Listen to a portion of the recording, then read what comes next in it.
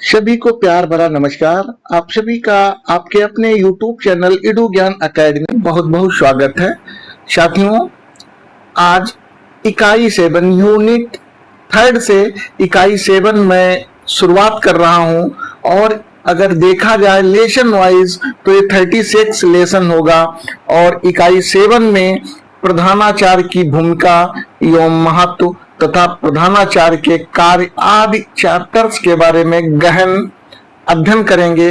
तो आज का जो शीर्षक है प्रधानाचार्य की भूमिका एवं महत्व, इससे जो इम्पोर्टेंट क्वेश्चंस बन सकते हैं उन सभी प्रश्नों को यहाँ पे संयोजित किया है।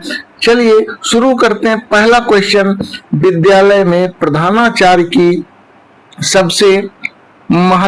सबसे व्यापक भूमिका या सबसे महत्वपूर्ण भूमिका किस रूप में मानी जाती है? इंपॉर्टेंट क्वेश्चन है। ऑप्शन देखते हैं। केवल प्रशासनिक अधिकारी, केवल अनुशासन अधिकारी, शिक्षक, शैक्षिक नेतृत्वकर्ता एवं संस्थागत समन्वयक, और डी ऑप्शन है केवल परीक्षा प्रभारी।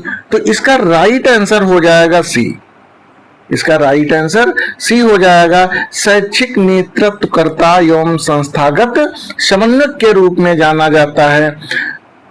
प्रधानाचार्य का कार्य केवल प्रशासन तक ही सीमित नहीं होता है, वह शैक्षिक नेतृत्व, प्रशासन, मानव संसाधन, समुदाय एवं संस्थागत विकास के बीच समन्वय स्थापित करता है। तो इस तरीके से C is correct option of this question.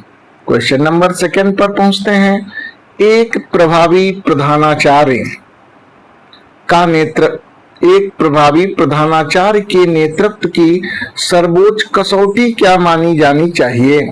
कठोर अनुशासन, अधिकतम प्रशासनिक नियंत्रण, विद्यालय के समग्र शैक्षिक विकास में स्थायी सुधार, शिक्षकों पर प्रभाव। तो इसका राइट आंसर हो जाएगा सी।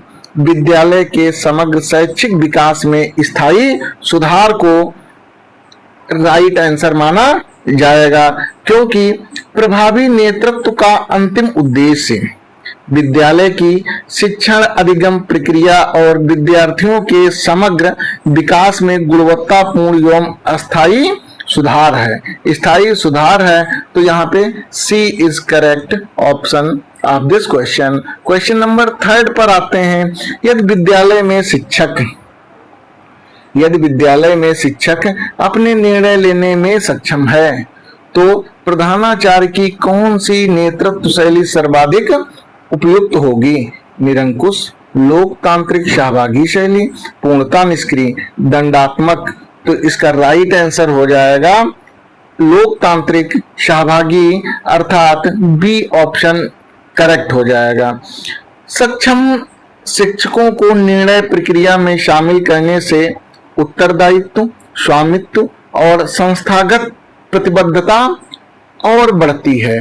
तो इसलिए बी ऑप्शन इसका करेक्ट हो जाएगा। क्वेश्चन नंबर 4 पर आते हैं। प्रधानाचार्य द्वारा विद्यालय के लिए दीर्घकालीन दिशा निर्धारित करना किस नेतृत्व कार्य से संबंधित है? यह पर्यवेक्षण कहा जाएगा, दृष्टि निर्माण कहा जाएगा, नियंत्रण कहा जाएगा, या इसको अभिलेखीकरण कहेंगे? तो इसका राइट आंसर हो जाएगा दृष्टि निर्माण। प्रधानाचार्य द्वारा विद्यालय के लिए दीर्घकालीन दिशा निर्धारित करना किस नेतृत्व कार्य से संबंधित है? तो यहाँ पे देखिए दीर्घकालीन दिया गया है, यहीं से आंसर को हम पकड़ते हैं। तो इसका आंसर हो जाएगा दृष्टि निर्माण, अर्थात बी ऑप्शन सही है। क्वेश्चन नंबर 5 पर आते हैं। विजन थोड़ा सा और बता दें। विजन जो होता है, विजन अर्थात दृष्टि निर्माण विद्यालय के भविष्य के वांछित स्वरूप को स्पष्ट करता है। विजन अर्थात दृष्टि निर्माण विद्यालय के भविष्य के वांछित स्वरूप को स्पष्ट करता है। नेक्स्ट क्वेश्चन पर आते हैं। क्वेश्चन नंबर 5 है। विद्यालय में शैक्षिक गुणवत्ता सुधारने के लिए प्रधानाचार्य को सर्वप्रथम किस पर ध्यान देना चाहिए? शैक्षिक गुणवत्ता को सुधारने के लिए तो भवन की सजावट, कोई मतलब नहीं है। शिक्षण अधिगम प्रक्रिया, कार्यालय व्यवस्था, समारोहों की संख्या, तो 5 का राइट आंसर हो जाएगा बी, शिक्षण अधिगम प्रक्रिया। B is correct answer. विद्यालय की मूल गतिविधियों, विद्यालय की मूल गतिविधि शिक्षण अधिगम है, इसलिए शैक्षिक नेतृत्व प्रधानाचार्य की केंद्रीय भूमिका है। यहाँ पे बी करेक्ट है। क्वेश्चन नंबर 6 पर आते हैं। यदि किसी शिक्षक के परिणाम लगातार कमजोर हैं, इंपॉर्टेंट क्वेश्चन, ऐसे ही प्रश्न आपको देखने को मिलेंगे और ज्यों-ज्यों आप आगे बढ़ते जाएंगे उतने ही अच्छे क्वेश्चंस आप सभी को मिलेंगे। तो प्रभावी, यदि किसी शिक्षक के परिणाम लगातार कमजोर हैं तो प्रभावी प्रधानाचार्य की पहली प्रतिक्रिया क्या होनी चाहिए? तत्काल दंड देना, सार्वजनिक रूप से आलोचना करना, समस्या के कारणों का निदान कर सुधारात्मक सहयोग देना, शिक्षक को तुरंत हटाना। तो इसका राइट आंसर हो जाएगा C. C is correct answer of this question. और क्यों सही है? शैक्षिक नेतृत्व में समस्या के मूल कारणों की पहचान, मार्गदर्शन और सुधारात्मक सहयोग को प्राथमिकता दी जानी चाहिए और यह कार्य प्रधानाचार्य करेगा। कौन करेगा? प्रधानाचार्य। इस तरीके से सी ऑप्शन करेक्ट है। क्वेश्चन नंबर 7 पर आते हैं। प्रधानाचार्य द्वारा शिक्षकों के कार्य का निरीक्षण करने का सर्वोत्तम उद्देश्य क्या है? गलतियां खोजकर दंड देना, नियंत्रण बढ़ाना, शिक्षण की गुणवत्ता में सुधार करना, शिक्षकों पर दबाव बनाना। तो इसका राइट आंसर हो जाएगा सी, शिक्षण की गुणवत्ता में सुधार करना। क्वेश्चन नंबर 8 पर आते हैं। विद्यालय में निर्णय निर्माण में शिक्षक, विद्यार्थी और अभिभावकों की उचित भागीदारी किस सिद्धांत को मजबूत करती है? केंद्रीकरण, सहभागिता, नौकरशाही, निरंकुशता। तो इट का आंसर हो जाएगा बी, ये सहभागिता कहलाएगी। क्या? सहभागिता कहलाएगी। विद्यालय में निर्णय निर्माण में शिक्षक, विद्यार्थी और अभिभावकों की उचित भागीदारी किस सिद्धांत को मजबूत करती है? तो ये सहभागिता सिद्धांत को मजबूत करती है। क्वेश्चन नंबर 9 पर आते हैं। प्रधानाचार्य को विद्यालय का इंस्ट्रक्शनल लीडर, इंस्ट्रक्शन से बना निर्देशक, इंस्ट्रक्टर जिसको बोलते हो, और इंस्ट्रक्शनल लीडर कहने का सबसे उपयुक्त कारण क्या है? वह सभी विषय पढ़ाता है, वह शिक्षण अधिगम की गुणवत्ता को दिशा देता है, वह केवल परीक्षा कराता है, वह केवल पाठ्यक्रम निर्धारित करता है। बहुत ही शानदार क्वेश्चन है ये और इसके सारे ऑप्शंस बिल्कुल एक समान लग रहे हैं। कौन सा राइट होगा आप लोग बताएंगे? इसका विकल्प बी सही होगा। कौन सा? बी, वह शिक्षण अधिगम की गुणवत्ता को दिशा देता है, इंस्ट्रक्शनल लीडर कहा जाएगा। तो क्योंकि वह शिक्षण अधिगम की गुणवत्ता को दिशा देता है। क्वेश्चन नंबर 10 पर आते हैं। प्रधानाचार्य के लिए समन्वय का सबसे व्यापक अर्थ क्या है? केवल शिक्षकों के बीच तालमेल, केवल कार्यालय और शिक्षकों के बीच संबंध, विद्यालय के अभिन्न घटकों के प्रयासों को साझा उद्देश्यों की दिशा में जोड़ना, केवल अभिभावकों से संपर्क। तो 10 का राइट आंसर हो जाएगा सी, विद्यालय के विभिन्न घटकों के प्रयासों को साझा उद्देश्यों की दिशा में जोड़ना। अगला क्वेश्चन देखते हैं। Question number 11। विद्यालय में परिवर्तन लागू करते समय प्रधानाचार्य की सबसे प्रभावी रणनीति क्या होगी?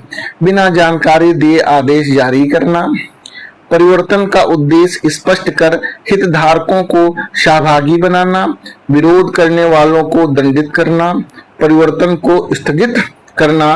तो इसका राइट आंसर हो जाएगा बी, परिवर्तन का उद्देश्य स्पष्ट कर हितधारकों को सहभागी बनाना। क्वेश्चन नंबर 12 पर आते हैं।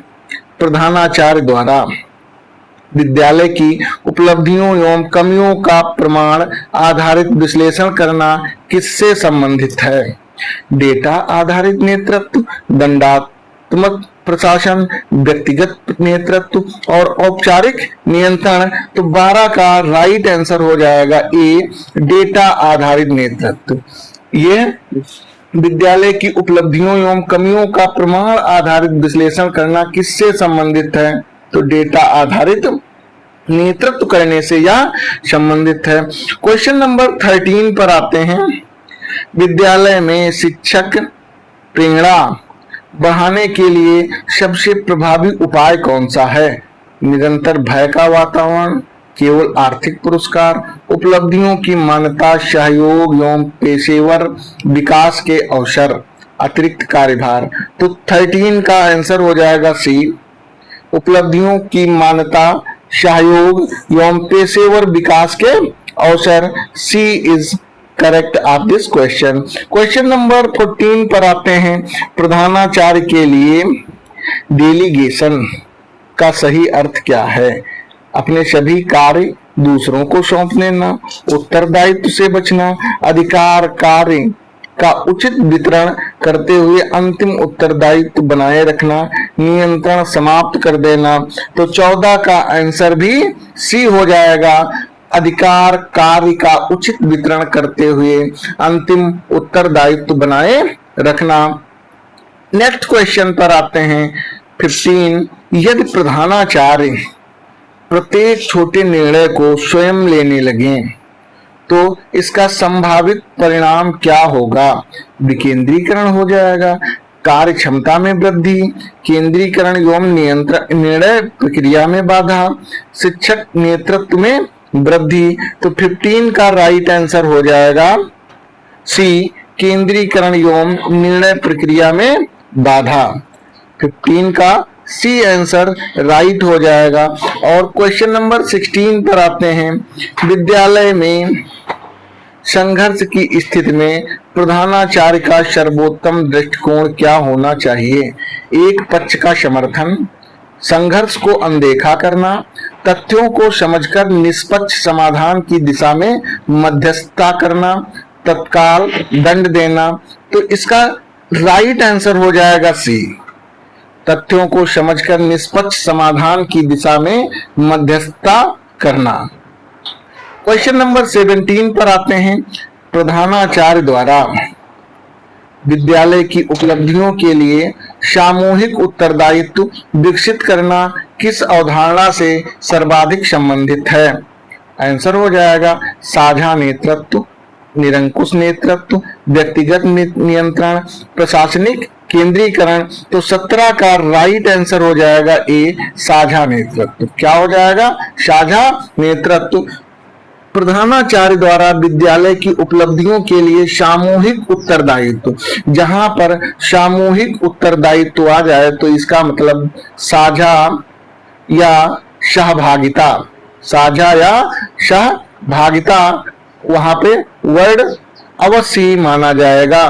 तो ये अवधारणा साझा नेतृत्व से संबंधित है। ए ऑप्शन इसका राइट हो जाएगा। क्वेश्चन नंबर 18 पर आते हैं। विद्यालय में नवाचार को बढ़ावा देने के लिए प्रधानाचार्य को क्या करना चाहिए? 18 का आंसर हो जाएगा बी, प्रयोग एवं रचनात्मक पहल के लिए अनुकूल वातावरण बनाना। Correct answer is B. यहाँ पे बी सही हो जाएगा, क्योंकि बाकी अन्य सभी ऑप्शन भी देख लेते हैं। केवल पुराने तरीकों को स्वीकार करना गलत है, सभी प्रयोगों पर प्रतिबंध लगाना गलत है, केवल निर्देशों का पालन करना यह भी गलत है, प्रयोग एवं रचनात्मक पहल के लिए अनुकूल वातावरण बनाना ये सही है। तो बी ऑप्शन करेक्ट हो जाएगा। क्वेश्चन नंबर 19 पर आते हैं। प्रधानाचार्य की लोकतांत्रिक भूमिका का सबसे उपयुक्त उदाहरण कौन सा है? सभी निर्णय लेना। लोकतांत्रिक भूमिका के अंतर्गत सबसे उपयुक्त उदाहरण कौन सा है? सभी निर्णय अकेले लेना, विचार विमर्श के बाद उचित निर्णय लेना, केवल वरिष्ठ शिक्षक की बात मानना, विद्यार्थियों की राय को हमेशा अस्वीकार करना। तो 19 का आंसर हो जाएगा बी, विचार विमर्श के बाद उचित निर्णय लेना। B answer is correct. Question number 20 पर पहुंचते हैं। प्रधानाचार्य के द्वारा विद्यालय के लक्ष्य निर्धारित करते समय सबसे महत्वपूर्ण बात क्या है? लक्ष्य अस्पष्ट हो, लक्ष्य स्पष्ट होना चाहिए, ये गलत ऑप्शन है। लक्ष्य केवल प्रधानाचार्य के व्यक्तिगत विचारों पर आधारित हो, यह भी गलत हो जाएगा, क्योंकि किसी भी प्रधानाचार्य द्वारा विद्यालय के लक्ष्य निर्धारित करते समय सबसे महत्वपूर्ण बात क्या है? तो अकेले किसी का भी विचार या व्यक्तिगत विचार अकेला व्यक्ति का सार्थक नहीं हो सकता है। तो इसका राइट आंसर क्या हो जाएगा? लक्ष्य विद्यालय की वास्तविक आवश्यकताओं एवं शैक्षिक उद्देश्यों से जुड़ा हो। सी इज करेक्ट आंसर। लक्ष्य केवल परिणाम परीक्षा या परिणाम तक सीमित हो, यह भी गलत है। तो सी ऑप्शन इसका करेक्ट हो जाएगा। जो वास्तविक आवश्यकताओं एवं शैक्षिक उद्देश्यों से जुड़े हुए लक्ष्य विद्यालय के लिए महत्वपूर्ण भूमिका निभाते हैं। C option is correct. Question number 21 पर आते हैं। विद्यालय संस्कृति के निर्माण में प्रधानाचार्य की भूमिका मुख्यतः क्या होती है? केवल नियम बनाना, मूल्यों, व्यवहार और कार्य संस्कृति के लिए आदर्श स्थापित करना, केवल दंड देना, केवल समय सारणी बनाना। तो इसका राइट आंसर हो जाएगा B. B is correct answer. मूल्यों, व्यवहारों और कार्य संस्कृति के लिए आदर्श स्थापित करना, यह प्रधानाचार्य की भूमिका मुख्य होती है। क्वेश्चन नंबर 22 पर आते हैं। प्रधानाचार्य स्वयं समय पालन करता है और शिक्षकों से भी समय पालन की अपेक्षा करता है। यह किस नेतृत्व सिद्धांत को दर्शाता है? नेतृत्व द्वारा उदाहरण, केंद्रीकरण, औपचारिक नियंत्रण, दंडात्मक अनुशासन। तो 22 का आंसर हो जाएगा ए, नेतृत्व द्वारा उदाहरण। नेतृत्व करते हुए उदाहरण भी प्रस्तुत कर देता है यदि प्रधानाचार्य अपने समय के आधार पर या विद्यालय के समय के आधार पर विद्यालय में उपस्थित हो जाता है। क्वेश्चन नंबर 23 पर आते हैं। प्रधानाचार्य द्वारा शिक्षकों की व्यावसायिक उन्नति के लिए प्रशिक्षण, कार्यशाला और सहकर्मी अधिगम को प्रोत्साहित करना किस भूमिका को दर्शाता है? तो मानव संसाधन विकासकर्ता, लेखाधिकारी, निरीक्षक, परीक्षा नियंत्रण। 23 का राइट आंसर हो जाएगा ए, मानव संसाधन विकासकर्ता। ए ऑप्शन इसका करेक्ट हो जाएगा। क्वेश्चन नंबर 24 पर आते हैं। यदि विद्यालय में परीक्षा परिणाम अच्छे हैं लेकिन विद्यार्थियों में रचनात्मकता, सहयोग और समस्या समाधान क्षमता कमजोर है, तो प्रधानाचार्य को क्या निष्कर्ष निकालना चाहिए? Important question. ऐसे ही क्वेश्चंस आपको एग्जाम में देखने को मिलेंगे। तो इसका राइट आंसर क्या हो जाएगा? विकल्पों के तहत देखते हैं। विद्यालय पूर्णतः सफल है, केवल परीक्षा परिणाम ही पर्याप्त है, विद्यालय की गुणवत्ता का समग्र मूल्यांकन आवश्यक है, विद्यार्थियों को अधिक परीक्षाएं देनी चाहिए। तो इसका राइट आंसर सी हो जाएगा, विद्यालय की गुणवत्ता का समग्र मूल्यांकन आवश्यक है। सी इज करेक्ट।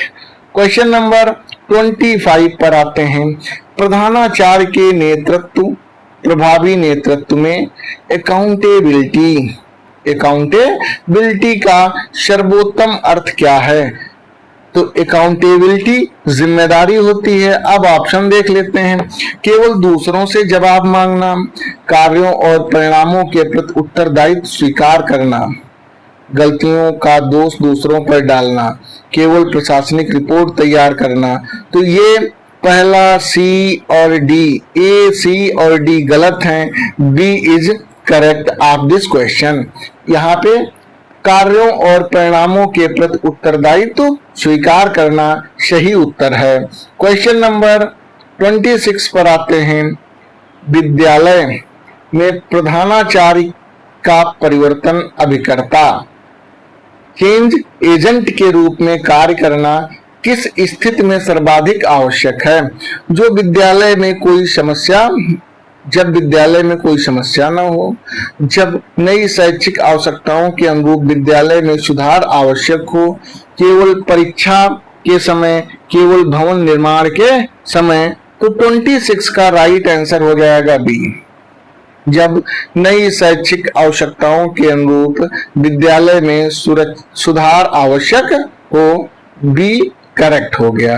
क्वेश्चन नंबर 27 पर पहुंचते हैं और 27 है, यदि किसी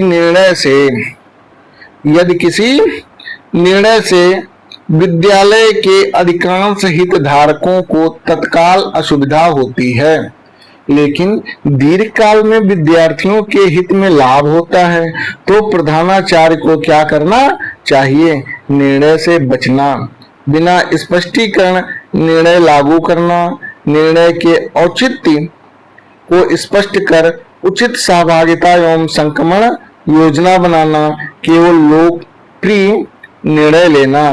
तो इसका 27 का राइट आंसर हो जाएगा सी, निर्णय के औचित्य को स्पष्ट कर उचित सहभागिता एवं संक्रमण योजना बनाना। क्वेश्चन नंबर 28 पर आते हैं। प्रधानाचार्य के नेतृत्व की सफलता को सबसे व्यापक रूप से किस आधार पर मापा जाना चाहिए? कार्यालय की सुंदरता, प्रधानाचार्य की लोकप्रियता, विद्यालय के समग्र विकास, शिक्षण गुणवत्ता और विद्यार्थियों के विकास पर प्रभाव, बैठकों की संख्या। 28 का भी राइट आंसर क्या हो जाएगा? सी, विद्यालय के समग्र विकास, शिक्षण गुणवत्ता और विद्यार्थियों के विकास पर प्रभाव, यह जो है 28 का राइट आंसर है। क्वेश्चन नंबर 29 पर पहुंचते हैं। एक प्रधानाचार्य शिक्षकों को केवल आदेश देने के बजाय उन्हें समस्या की पहचान, योजना और समाधान में सहभागी बनाता है। यह किस प्रकार के नेतृत्व को सबसे अच्छी तरह दर्शाता है? तो 29 का आंसर हो जाएगा बी, सहभागिता पूर्ण नेतृत्व। बी आंसर इसका राइट हो जाएगा। ज्यादा पढ़ने की कोई जरूरत ही नहीं है। और अब आते हैं क्वेश्चन नंबर 30 अर्थात क्वेश्चन नंबर 30 पर। निम्न में से कौन सा कथन प्रधानाचार्य की भूमिका एवं महत्व को सर्वाधिक समग्र रूप से व्यक्त करता है? तो प्रधानाचार्य विद्यालय का सर्वोच्च अनुशासन अधिकारी है। प्रधानाचार्य मुख्यतः प्रशासनिक अभिलेखों के लिए उत्तरदायी है। प्रधानाचार्य शैक्षिक नेतृत्व, प्रशासन, मानव संसाधन, समुदाय और संस्थागत विकास को एकीकृत करने वाला प्रमुख नेतृत्व करता है। यही ऑप्शन इसका राइट हो जाएगा। और प्रधानाचार्य की भूमिका बहुआयामी भी होती है। वह विद्यालय के प्रशासनिक संचालन के साथ साथ शैक्षिक गुणवत्ता, शैक्षिक विकास, विद्यालयी कल्याण या विद्यालयी सुधार, समुदाय सहभागिता और संस्थागत सुधार का नेतृत्व करता है। तो इस तरीके से ये 30 क्वेश्चंस थे साथियों। प्रधानाचार्य की भूमिका एवं महत्व के टॉपिक पर बहुत ही अच्छे और चुनिंदा प्रश्नों को रखा गया है। तो क्वेश्चंस के स्तर को आप लोग कमेंट बॉक्स में अवश्य बताइएगा कि कैसे रहे। और यदि क्लास पसंद आया करे तो लाइक कर दिया करिए, क्योंकि बहुत ही मेहनत करके इन क्वेश्चंस को टाइप करते हैं और आप लोगों को प्रोवाइड करते हैं। क्योंकि अभी तक मार्केट में किसी भी प्रकार का सिलेबस या कोई भी बुक उपलब्ध नहीं हो पाई है, लेकिन फिर भी आप लोग हमारे YouTube चैनल पर टॉपिक वाइज आप अध्ययन कर सकते हैं, और जब बुक आएगी तो देखना बिल्कुल ऐसे ही क्वेश्चंस आप लोगों के सामने बुक में भी दिए गए होंगे। तो उससे पहले आप लोग यहाँ पर तैयारी प्रारंभ कर दीजिए, क्योंकि कंपटीशन ये देखा जाए तो अत्यंत कठिन होगा, आसान नहीं होगा। सभी लोग लगे हुए हैं इस भर्ती के इंतजार में। तो आप लोग मेहनत करते रहिए और इन क्वेश्चंस को देखते रहिए, ताकि तैयारी सुचारू रूप से चलती रहे। मिलेंगे नेक्स्ट वीडियो में, तब तक के लिए जय हिंद, जय भारत।